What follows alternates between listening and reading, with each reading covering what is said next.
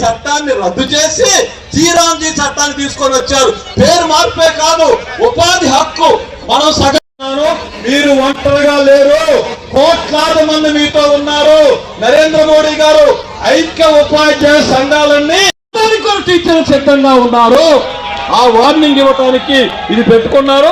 అందువల్ల మీ పోరాటాలకి ఉండటం వల్ల బార్గెనింగ్ శక్తి వచ్చింది. ఎందుకు నరేంద్ర మోడీ రద్దు చేశాడంటే రాష్ట్రాల మీద భారం పడుతుంది. पार्लियामेंट में नमस्कार, आप देख रहे हैं सरल न्यूज। मैं हूं आपके साथ पिंकी पांडे।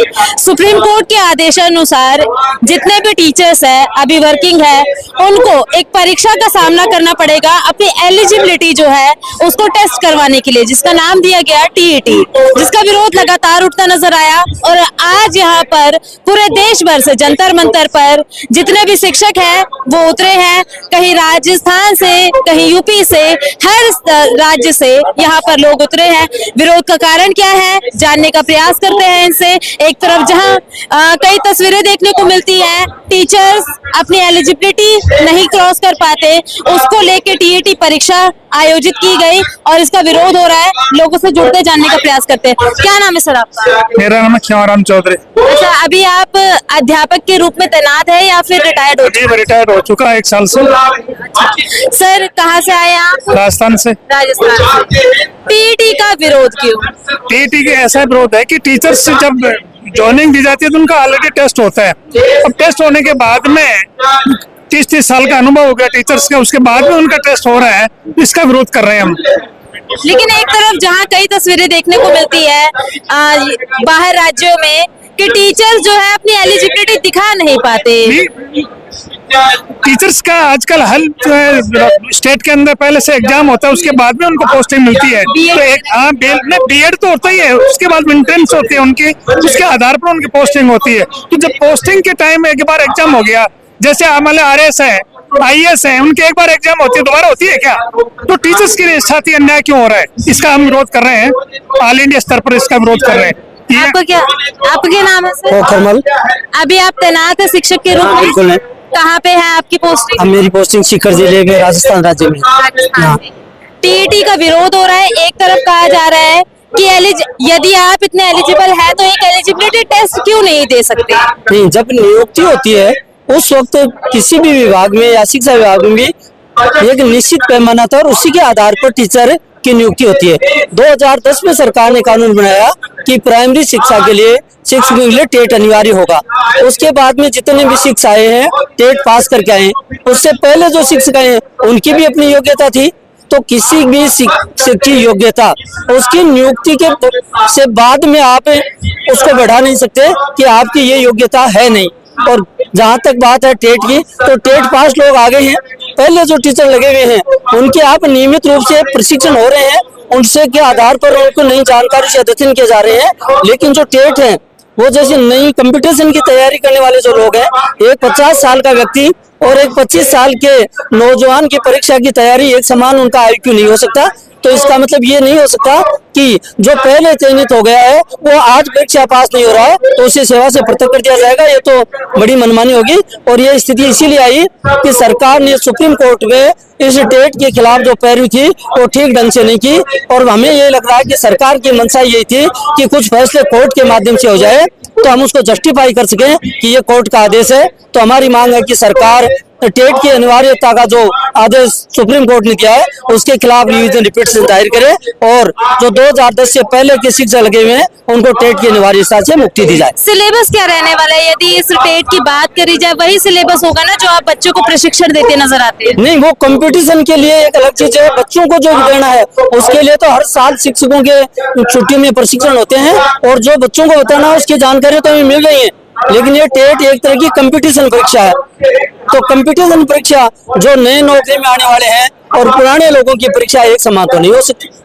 आपका क्या नाम है? चौधरी। कहाँ से आए हैं? सिक्कर से, राजस्थान से। सर, कई तरह की तस्वीरें वायरल होती आई है। टेट जब अनाउंस भी नहीं हुआ सुप्रीम कोर्ट की तरफ से, यूपी, बिहार ऐसे राज्य जहां पर शिक्षकों को कई पत्रकारों ने जाके स्कूल के अंदर आजमाने की कोशिश करी, वो उसमें पास भी नहीं हो पाए। एक तरफ लोग कहते नजर आ रहे हैं टेट की जो परीक्षा है, सुप्रीम कोर्ट का आदेश एकदम ठीक है। यदि इतने पढ़े लिखे हैं तो एक परीक्षा से डर क्यों है, भय के माहौल में क्यों आ रहे हैं? डर वाली कोई बात नहीं है। जितने भी शिक्षक आए हैं वो आरपीएससी से, अब जैसे मैं मेरी बात करता हूँ, 2004 के आरपीएससी राजस्थान में लगी थी, उससे हम सेलेक्ट होके आए।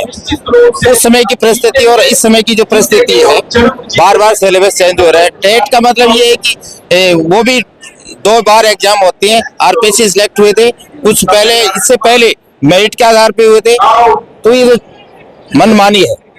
यूपी में तो आने वाले समय में किसी भी वक्त टेट की परीक्षा भी हो सकती है, योगी सरकार अनाउंस भी कर चुकी है। नहीं, आपके से एक 25 साल का आदमी यूथ काम करता है, एक 50-55 साल का आदमी के कैसे काम करेगा? वो एग्जाम पास कर लेगा। आपका क्या नाम है?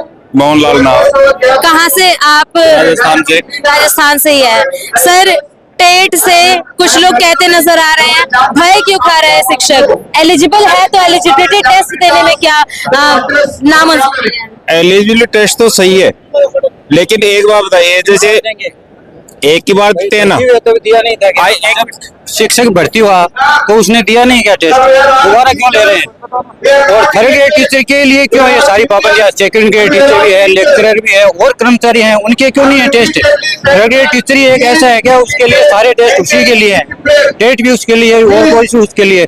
जब उसने भर्ती जब हुआ है तो उसने टेस्ट दे के हुआ है। अब 10 साल हो गए, किसी को 15 साल हो गए, तो दोबारा टेस्ट किस बात का है ये? आप किस सब्जेक्ट के अध्यापक हैं? मैं तो मैथ का। मैथ के। हाँ, तो उससे कोई फर्क नहीं पड़ता, मैथ हो चाहे साइंस हो और कुछ हो, लेकिन दोबारा टेस्ट कैसे होगा? फिर सबका ले, सबका क्यों नहीं लेते? लेक्चरर भी है, सेकंड ग्रेड भी है, व्याख्याता भी है, प्रिंसिपल भी है और कर्मचारी भी है, हर तरह के कर्मचारी हैं, उनके टेस्ट क्यों नहीं है? एक थर्ड ग्रेड टीचर है, उसका पहले भी 2-3 टेस्ट होते हैं, भर्ती के समय भी उसके 3 टेस्ट होते हैं और किसी के नहीं होते, तो ये क्या है? भर्ती तो सभी कर्मचारी होते हैं, तो सबके टेस्ट होने चाहिए, या फिर थर्ड ग्रेड टीचर के क्यों होते हैं? आप टीजीटी है, पीजीटी है? मैं तो एसटीसी। आप क्या कहना चाहेंगे सर? विरोध लगातार हो रहा है, लेकिन सरकार कहीं ना कहीं इसको सही दिखाती नजर आ रही है। एलिजिबल है तो एलिजिबिलिटी टेस्ट से डर क्यों? मणिलाल माड़ीवाट, डूंगरपुर, राजस्थान से हूँ मैं। टेट का जो पूरे देश में विरोध हो रहा है, वास्तव में विरोध होना चाहिए, क्योंकि थर्ड ग्रेड शिक्षक को सबसे ज्यादा गैर शैक्षणिक कार्यों में लगाया जाता है। पूरा शिक्षक जो है गैर शैक्षणिक पूरे वर्ष लगा रहता है, पढ़ाई भी कराता है गैर शैक्षणिक। इसके बाद में टेट के निवारण शिक्षक वहां पर परीक्षा पास नहीं कर पाए, क्योंकि वो पढ़ाने में भी व्यस्त है और गैर शैक्षणिक कार्यों के अंदर भी व्यस्त है। इसलिए कुछ असमानता शिक्षक के साथ में क्यों है, थर्ड ग्रेड के साथ में ही क्यों? अगर थर्ड ग्रेड का शिक्षक माध्यमिक एजुकेशन में, उसका टेस्ट नहीं लिया जाएगा, वो एलिमेंट्री पढ़ा तो ही उसका टेस्ट ले, ऐसा क्यों? ऐसा भेदभाव क्यों कर रही है सरकार? हम सरकार से मांग यही करते हैं कि टेट को वापस लिया जाए और सरकार अपने सुप्रीम कोर्ट में एसएलपी लगाए कि टेट से शिक्षकों को मुक्त किया जाए। ये जो टेट है ये केवल प्राथमिक शिक्षकों के लिए, प्राथमिक शिक्षकों के लिए, पहली से 5वीं, 1 से 8 तक, 1 से 8 तक का है वो, और उन शिक्षकों को सबसे ज्यादा गैर शैक्षणिक कार्यों में ही लगाया जाता है। जितने भी देश में एसआईआर वगैरह सब में एसआईआर है, पशु गणना है, जनगणना है, चुनाव है, सब में उनको लगाया जाता है। इसलिए वो शिक्षक बहुत ज्यादा व्यस्त रहता है। इसलिए हमारी मांग है सरकार से कि टेट को नीचे वापस लिया जाए सुप्रीम कोर्ट से। यदि आप टीईटी पास नहीं कर पाते तो आप अपनी नौकरी से हाथ धो बैठेंगे? बिल्कुल हाथ धो बैठेंगे। सरकार की मंशा के अनुसार तो यही है सब। क्या निकाल पाएगी सरकार के? हम तो प्रश्न पूछना चाहते हैं। डर इसी बात का है कि यदि हमारा आईक्यू लेवल मैच नहीं हो पाया, वहाँ पे हम पास आउट नहीं कर पाए, तो हम नौकरी से हाथ धो बैठे। बिल्कुल बिल्कुल सही है मैडम, क्योंकि आईक्यू लेवल इसलिए डाउन होगा क्योंकि जो व्यक्ति आज 30 साल 32 साल की सेवा में आ गया, वो क्या टेट दे पाएगा? जो उस कंपटीशन दौर को पार नहीं कर पाएगा। आज कंपटीशन दौर में नया नया सिलेबस आता है, शिक्षक उसको पढ़ेगा या बच्चों को पढ़ाएगा? ये सबसे बड़ी मेन समस्या है। ऐसे में क्या सरकार अपना बैकअप लेके चल रही है और शिक्षकों की भर्ती के लिए कुछ ऐसी आई हो कानों में आवाज? हो सकता है, और शिक्षकों की भर्ती के लिए मतलब इसको शिक्षकों को निकाल दिया जाए और उनके लिए नई भर्ती की जाए। लेकिन वो जिसकी जो शिक्षक भर्ती हुआ है 10 साल जो 2010 से पहले, वो शिक्षक अपनी योग्यता से मेरिट के आधार पर हुआ है, वहां पर कोई दिक्कत नहीं है। शिक्षकों को ऑलरेडी अपनी परीक्षा देकर के पास होकर के आए हुआ, अब उसके साथ में दूसरा स्वतंत्र वर्ग क्यों किया जा रहा है? आप कितने साल से कार्यरत हैं? मैं 31 साल से कार्यरत हूँ, अभी भी सेवा में हूँ, अभी 6 साल बाकी है मेरे। 31 साल बाद टीईटी की परीक्षा देने की बात है। औचित्य नहीं है मैडम इसका। देखिए, यहाँ पर टीईटी परीक्षा को लेकर लगातार विरोध के बिगुल तो थे। आज यहाँ पे पूरे भारतवर्ष से लोग एकत्रित हुए।